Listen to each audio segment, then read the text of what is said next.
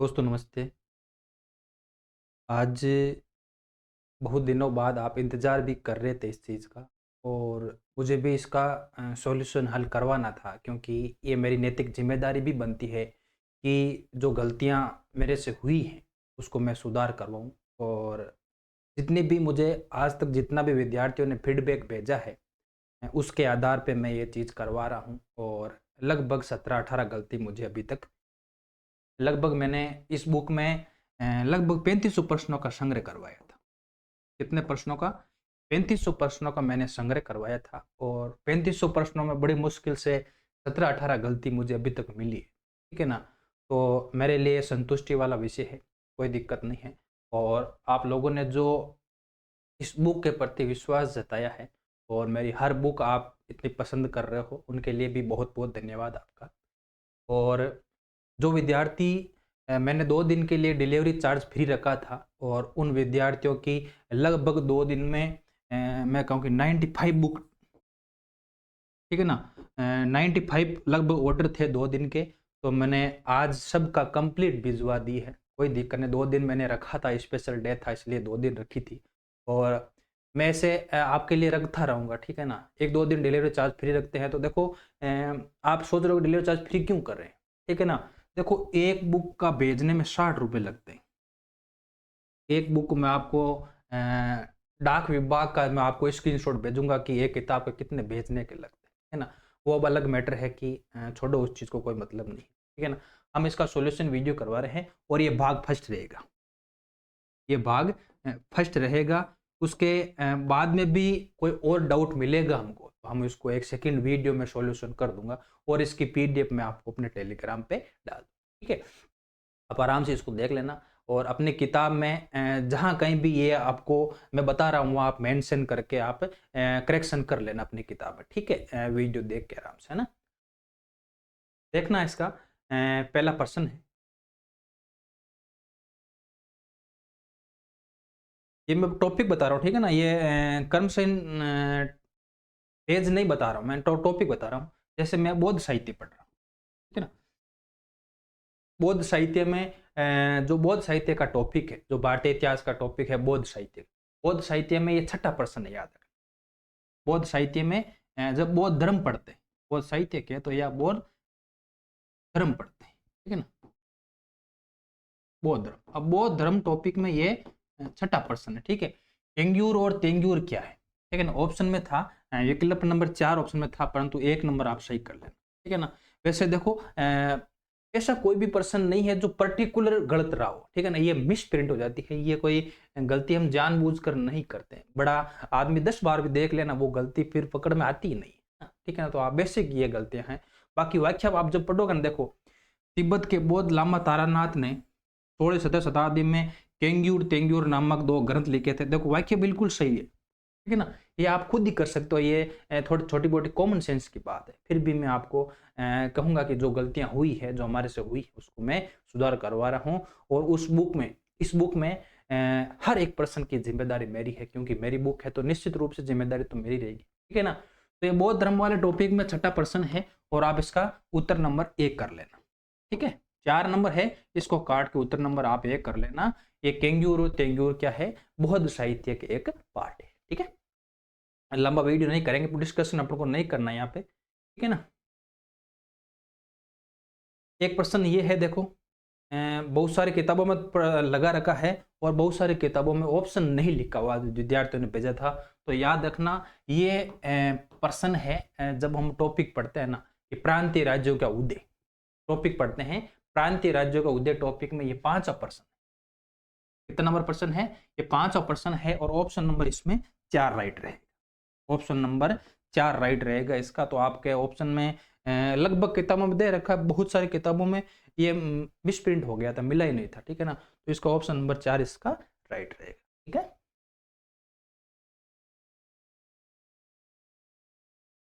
एक प्रश्न ये है, देखो, कौन सा प्रश्न है?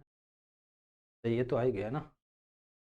हाँ, एक प्रश्न है, ये है, देखो, जब हम ब्रिटिश आधिपत्य का जब हम विकास पढ़ते हैं, ये ब्रिटिश आधिपत्य के विकास वाले टॉपिक में है, ये 18वां प्रश्न, ठीक है ना? इसमें आप देखो, प्रश्न बिल्कुल राइट है क्योंकि हैदराबाद बिल्कुल रही है, परंतु यहाँ थोड़ी गलती दे रखी है कि डलहौजी, याद रखना डलहौजी की क्या नीति थी, हड़प नीति, ठीक है ना। और जो शाही संधि थी वो वेलेजली की, शाही संधि थी वो वेलेजली की थी। इतना सा आप छोटा सा करेक्शन कर लेना। जब हम लगभग देखो जितनी भी गलतियां भारतीय इतिहास में हुई, विश्व इतिहास में एक भी गलती मुझे अभी तक नहीं मिली, राजस्थान इतिहास वाले पोर्शन में एक भी गलती नहीं मिली, 17-18 गलती मिली है भारतीय इतिहास वाले पोर्शन में, ठीक है। तो ये ब्रिटिश आधिपत्य के विस्तार वाले टॉपिक में है, याद रखना 18% है, और ये वेलेजली कर लेना डलहौजी की जगह, ठीक है, बाकी एकदम ठाई। चलो आगे देखो। हाँ ये प्रश्न, ये अच्छा प्रश्न रह गया था ना, देखो ये है सल्तनत काल, है ना, ये है सल्तनत काल, ठीक है ना। सल्तनत काल के टॉपिक में 113वां प्रश्न, सल्तनत काल के टॉपिक में 113वां प्रश्न है। और अलाउद्दीन खिलजी ने किस राजा को नवसारी की जागीर और राय रायन की उपाधि दी थी? यह ऑप्शन में 4 नंबर था, तो 4 नंबर काट के आपको 3 नंबर सही करना है, ठीक है ना। देवगिरी के रामचंद्र को ये उपाधि दी गई, ठीक है। तो पेज नंबर नहीं बता रहा हूँ क्योंकि बड़ा पूरा प्रश्न पूरा पेज यहाँ आ नहीं सकता था, इसलिए टॉपिक बता रहा हूँ, सल्तनत काल 113वां प्रश्न, और इसका उत्तर करना है आपको 3, ठीक है। ये आप आराम से इसको कर लेना।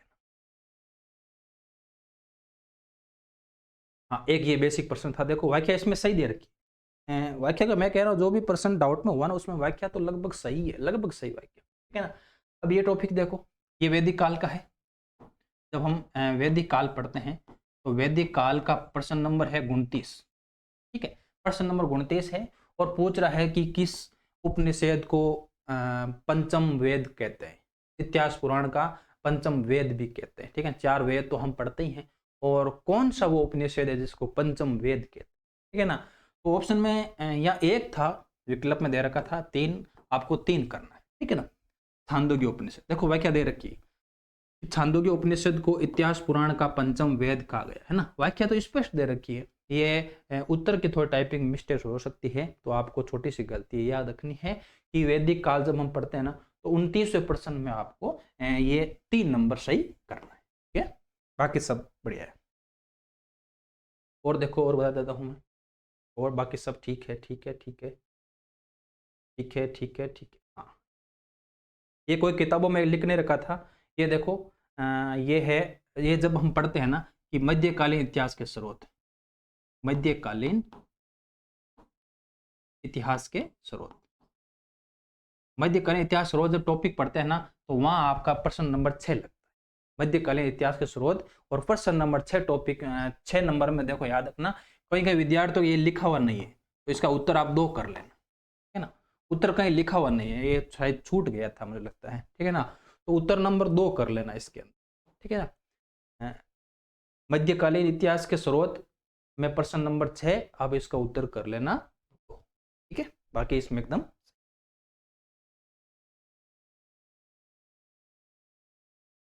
ये एक अच्छा प्रश्न है ना, हड़प्पा काल देखो, जब हड़प्पा काल पढ़ते हो ना आप, हड़प्पा काल, हड़प्पा काल में प्रश्न नंबर है 67, 67 नंबर प्रश्न में आप थोड़ा सा करेक्शन कर लेना कि मिट्टी की प्राचीन कालीन 274 मुहरें किस पुरा स्थल से प्राप्त हुई हैं, तो वो याद रखना है बसाड़। पहले 2 नंबर था, 2 नंबर काट के आपको 4 नंबर करना है बसाड़, ठीक है, बसाड़ आप कर लेना है। हड़प्पा सभ्यता टॉपिक है, और 67 नंबर इसमें क्वेश्चन नंबर 67 है, आप इसका कर लेना 4, ठीक है, बाकी एकदम सही। हाँ तो ये बहुत शानदार प्रश्न था ना, बहुत सारे विद्यार्थी कह रहे थे ये प्रश्न सर गलत है, गलत नहीं है, थोड़ी सी एक लाइन इसमें छूट, है ना। ये है टॉपिक है आपके हाँ टॉपिक है मौर्योत्तर काल, मौर्योत्तर काल टॉपिक है, और मौर्योत्तर काल में हम पढ़ते हैं कि 13वां प्रश्न, मौर्योत्तर काल में हम पढ़ते हैं 13वां प्रश्न, ये सातवां कालीन प्रश्न का घटनाक्रम है, तो मौर्योत्तर काल टॉपिक मिलेगा आपको, और 13वां प्रश्न है, ठीक है। अब प्रश्न एकदम सही देखो कि कौन सी जातक के दृश्य छांची स्तूप के तोरण द्वार पर उत्कीर्ण, तोरण द्वार पर एवं स्तंभ पर उत्कीर्ण है, उत्कीर्ण नहीं है, देखो ये आप छोटी सी गलती है, इसमें आप सुधार लेना कि स्तंभों पर उत्कीर्ण नहीं है, नहीं है दे रखा है, ऑप्शन एकदम सही है, उत्तर इसका बिल्कुल सही है। वैसेंतर है, महाकपि जातक है, साम जातक है, जबकि महाजनक जातक का कोई उत्कीर्ण हमको नहीं मिलता, ठीक है ना। तो मौर्योत्तर काल का ये प्रश्न है और प्रश्न नंबर है 13।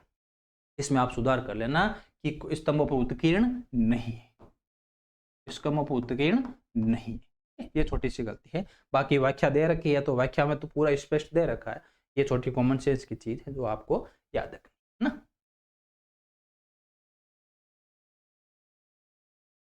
हाँ, यहाँ ये गलती हुई है, इस प्रश्न को देखना आप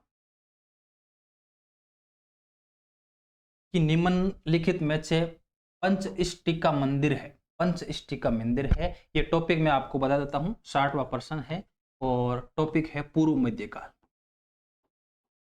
पूर्व मध्यकाल, ठीक है। टॉपिक है पूर्व मध्यकाल टॉपिक है और ये 60वां प्रश्न है और कौन सा कह रहा है कि इष्टिका मंदिर, पंच इष्टिका मंदिर, ठीक है ना, ईंटों से बना हुआ मंदिर, ठीक है ना। तो इसमें देखो 2 3 4 में देखो उत्तर इसका होगा 1 2 3, ठीक है ना, 1 2 3, ये नहीं होगा, पहले 4 दे रखा था, आपको 4 काटना है और 3 इसमें विकल्प नंबर 3 इसको बिल्कुल सही करना है। पूर्व मध्यकाल टॉपिक है और पूर्व मध्यकाल में कहते हैं कि 60 नंबर का प्रश्न है और 60 नंबर प्रश्न में आपको 4 काट के 3 कर लेना, ठीक है।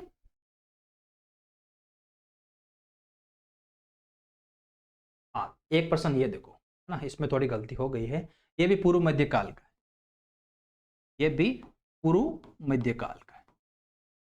पूर्व मध्यकाल टॉपिक आप जब पढ़ोगे ना तो वह आपको 3400 मिलेगा।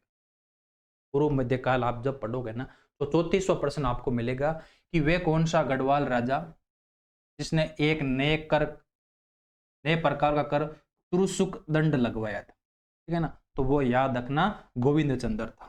3 नंबर काट के आपको 2 नंबर सही कर ले, ठीक है ना। बेसिक प्रश्न यहाँ से बना था कि तुरुसुक दंड नामक एक नया कर किस वंश ने लगाया था, पहले ऐसे प्रश्न बनता था तो प्रश्न गढ़वाल आया था। अब प्रश्न पर्टिकुलर पूछ लिया है कि किस शासक ने लगवाया, ठीक है ना, तो स्रोतों के आधार पर कहते हैं कि गोविंद चंद्र ने लगवाया, ठीक है ना। तो छोटा सा आप सुधार कर लेना, ये भी पूर्व मध्यकाल टॉपिक में है और ये 34 नंबर का प्रश्न, ठीक है। टॉपिक में आप देख लेना, संख्या नहीं लगवा रहा हूं मैं।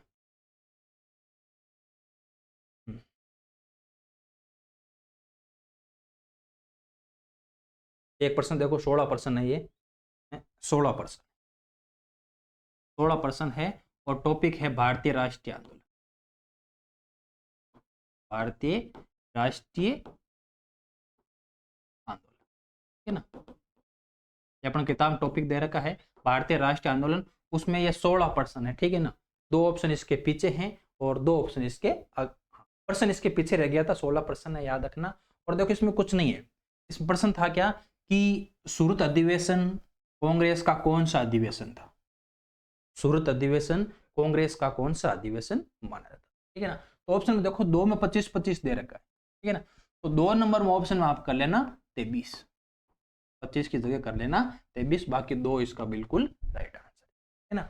ये भारतीय राष्ट्रीय आंदोलन में ये 16 प्रश्न रहेगा, आपको इसको आप थोड़ा सा सुधार कर लेना, ठीक है। बाकी व्याख्या में दे रखा है, व्याख्या में इस पर दे रखा है 23वां अधिवेशन सूरत अधिवेशन, है ना।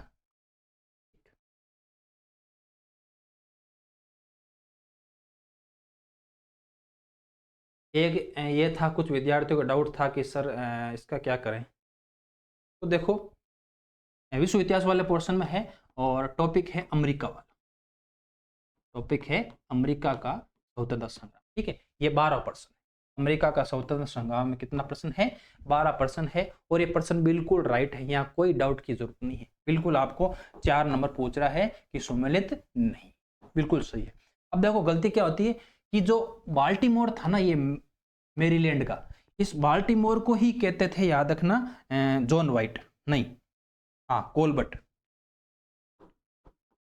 कोलबर्ट, ये अब इसके 2 नाम मिलते हैं, ये मेरीलैंड जो बस्ती है इसके 2 नाम मिलते हैं, ठीक है ना। तो दोनों नाम आपको याद रखने हैं, एक तो बाल्टीमोर था, एक कोलबर्ट था, दोनों नाम ही आपको याद रखने हैं। बाकी इसका गलत ये होगा, ये गलत है, ये सही सम्मिलित नहीं। विलियम पेन किसका था, ये सॉरी, ये कन्वेक्टिव का कहीं नाम कोई लिखा ही नहीं मिलता है, तो आपको इस प्रश्न में डाउट होने की जरूरत नहीं है, बिल्कुल रही 4%। ठीक है, अमेरिका क्रांति विश्व वाला में है 12% है, और ये बिल्कुल सही है। ठीक है,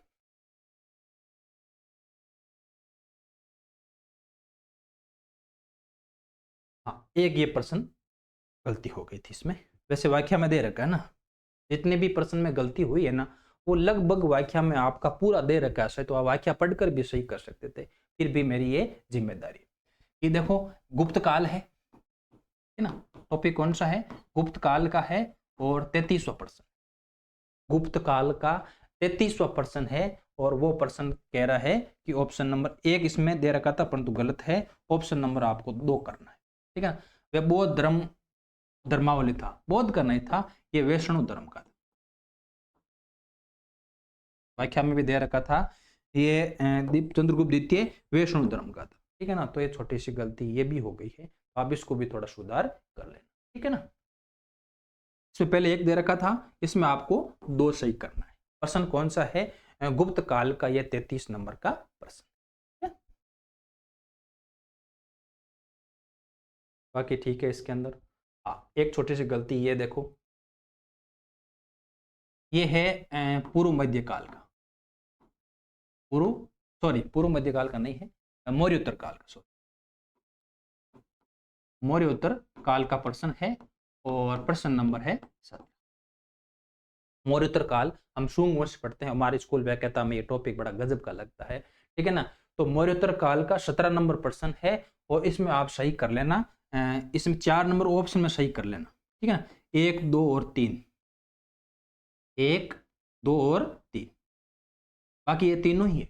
ये जब यूनानी आक्रमण होता है शुंग काल में, तो आक्रमण की जानकारी मालवी का अग्निमित्र में मिलती है, महाभाष्य में मिलती है, और गार्गी संहिता, तीनों ही मिलती है। तो 4 नंबर ऑप्शन देखो, चारों उत्तर तो सही है, परंतु ऑप्शन में थोड़ी गलती हो गई टाइपिंग में, कि 1, 2 और 3 तीनों ही यहाँ आप कर लेना। ठीक है ना, तो बाकी तीनों ही इसमें उल्लेख मिलता है, इसका व्याख्या में भी तीनों का दे रखा है ना, तो थोड़ी मोटी टाइपिंग की गलती हो जाती है। ठीक है, इसको आप आराम से देख लेना। मौर्योत्तर काल का 17 नंबर प्रश्न है। ठीक है, एक लास्ट प्रश्न, एक और ये प्रश्न है देखो, ये 1857 क्रांति का प्रश्न है, 1857 की क्रांति का प्रश्न है, 54 नंबर प्रश्न है ना। कहते हैं कि उत्तर भारत में सैन्य विद्रोह निम्नलिखित में से क्रांति कौन सा मद्रास का निवासी, कौन सा मद्रास का निवासी था, तो इसमें आप उत्तर देख लेना, मद्रास का निवासी था, वो था 4 नंबर यहाँ कर लेना। ठीक है, एक की जगह कर लेना आपको 4। ठीक है ना, एक की जगह आपको 4 कर लेना है, मौलवी अहमदुल्ला। ठीक है ना, तो मद्रास में कहते हैं कि मौलवी अहमदुल्ला है, ये क्रांति वाला टॉपिक 1857 की क्रांति वाला, जो मैंने प्रश्न अभी आपको बताया। तो इसमें एक थोड़ा ये सुधार कर ले। नेक्स्ट प्रश्न है देखो, ये भी वही है, मौर्योत्तर काल का प्रश्न है, मौर्योत्तर काल का प्रश्न है, और मौर्योत्तर काल का प्रश्न है 7 नंबर प्रश्न। ठीक है ना, 7 नंबर प्रश्न है, और सातवानों के विषय में कौन सा कथन सही, सातवानों के विषय में कौन सा कथन, ठीक है, सातवानों के विषय में कौन सा कथन सही, सातवानों के बारे में दोनों ही कथन सही है। ऑप्शन नंबर आप एक की जगह कर लेना 4, एक की जगह कर लेना 4, सॉरी, हाँ, एक और दोनों असत्य है ना, एक और दो असत्य है, एक और दोनों सत्य है ना, देखो एक और दोनों सत्य है, एक और दोनों सत्य, ये थोड़ा सा आप सुधार कर लेना, इसका विकल्पन, एक और दोनों असत्य, ये तो हो ही ना, होगा ही नहीं। ठीक है ना, तो 4 नंबर ऑप्शन आप इसका कर लेना, या फिर आप ऐसे भी कर सकते हो, इसको आप ज्यादा चेंज करना ही नहीं है, देखो ऐसे भी कर सकते हो। ठीक है ना, 1 नंबर उत्तर लगा रखा है, तो 1 नंबर रहने दो, एक और दो सत्य हैं, ऐसे कर लो, ऐसे भी कर सकते हो आप, एक और दो सत्य। ठीक है, मतलब प्रश्न कहने का मतलब है कि दोनों ही ऑप्शन ये सही। मत्स्य पुराण में 30 सातवान शासकों की जानकारी मिलती है, वायु पुराण में 17 शासकों की जानकारी मिलती है, तो दोनों ही सही है, आप कौन सा भी ऑप्शन कर लेना। ठीक है, ये पहले से लगा हुआ है, तो 1 नंबर रहना देना, और ये सत्य की जगह दोनों सत्य कर लेना। ठीक है, बाकी लगभग कंप्लीट। ठीक, तो विद्यार्थियों ये थे लगभग 17 प्रश्न हैं, ठीक है ना? जहाँ तक जितने भी मुझे प्रश्न अभी तक मिले हैं इस बुक में मैंने आपको बता दिए हैं। टॉपिक बता दिया है, प्रश्न बता दिया है। आप एक बार चिन्हित कर लेना, थोड़ा संशोधन कर लेना, ताकि अगर कोई एग्ज़ाम में प्रश्न आ जाए और हमारी कोई गलती नहीं रहे, तो इतनी टाइपिंग त्रुटि की वजह से अगर 1-2 प्रश्न आपका कहीं वो प्रश्न आ गया और वो प्रश्न आपका गलत हो गया, तो फिर बहुत बड़ी हानि हो जाएगी ना, और इसका कहीं न कहीं पाप मुझे भी लगेगा, है ना? तो आप ये थोड़ा संशोधन कर लेना। ये भाग फर्स्ट रहेगा, और एग्ज़ाम से कॉलेज लेक्चरर एग्ज़ाम से पहले मैं आपको एक बार और संशोधन करवा दूँगा पूरा, ठीक है ना? तो ये छोटा-सा एक वीडियो था, और मुझे लगता है कि आपका जितने भी डाउट थे मैंने क्लियर कर दिए हैं। और भी डाउट आपको लगे तो मुझे आप व्हाट्सएप कर देना। मैं आपको पूर्ण रूप से विश्वास दिलाता हूँ कि कोई भी डाउट मैं आपके मन में नहीं रहने दूँगा, है ना? तो ये 17-18 संशोधन थे, और उम्मीद है कि आप अच्छे से पढ़ भी रहे हो, और इस बुक में आपने जो विश्वास जताया ना, लगभग ये बुक 8 साढ़े 7 या 8,000 पाठकों के पास बुक गई है। मतलब आपका विश्वास वास्तव में अतुल्य है। और अपकमिंग बुक एक तो फर्स्ट ग्रेड वाली आने वाली है। छोटा-सा आपको मैं जानकारी दे देता हूँ। फर्स्ट ग्रेड फर्स्ट पेपर इतिहास भाग, फर्स्ट ग्रेड फर्स्ट पेपर इतिहास भाग, ठीक है ना? इतिहास भाग, इतिहास भाग के जो टॉपिक हैं 15 प्रश्न आते हैं, और इतना गजब का प्रश्न बैंक तैयार हो रहा है कि जितने भी राष्ट्रवादी आंदोलन है, हर का अलग-अलग टॉपिक ले रहा हूँ। गुप्त काल का अलग टॉपिक ले रहा हूँ, और मुगल काल का साहित्य, कला, स्थापत्य अलग टॉपिक ले रहा हूँ। एक टॉपिक अलग से पूरा जितने भी है, जैसे नेहरू का है, गांधी का है, चाहे सुभाष चंद्र बोस का है, चाहे लाल बाल पाल का है, रास बिहारी बोस का है, जितने भी क्रांतिकारी हैं उनका हर एक अलग से टॉपिक ले रहा हूँ। जितनी भी उनकी किताबें हैं, कितना भी, जैसे एक व्यक्ति के बारे में कितने परसेंट जानकारी है, वो मैं आपको प्रश्नों के माध्यम से और हर प्रश्न की व्याख्या के माध्यम से करवाऊंगा। तो ये प्रश्न बैंक गजब का रहेगा।